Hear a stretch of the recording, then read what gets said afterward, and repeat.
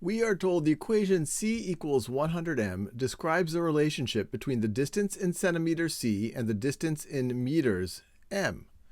Jaya uses the table below to help decide whether there is a proportional relationship between centimeters and meters. All right. Which two conclusions can Jaya correctly make about the relationship? So pause this video, have a go at this before we do it together. Okay. So we could either just think about it a little bit and then look at the choices, or go vice versa. Actually, let me just think about it before I look at the choices. That's what I like to do when I'm taking any kind of an assessment or answering a question.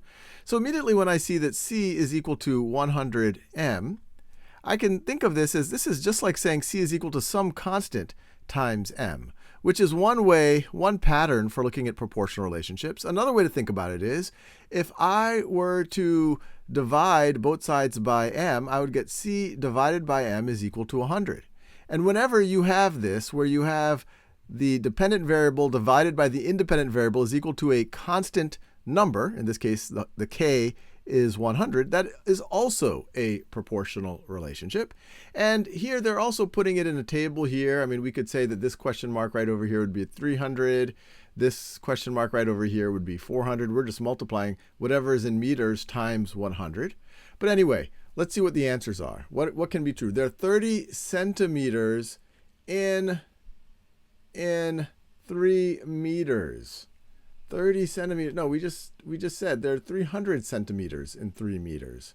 You take your meters, you multiply by 100. That's what this equation told us. The constant of proportionality between c and m is 100. Yeah, we got that right over here, or we looked at it over here, so I like that one. The relationship between c and m is proportional. Yes, I like that one too. We had already come to that conclusion. And so this one should be wrong, this last one, because it says choose two answers. To find the number of centimeters in 4 meters, add 100 plus 4.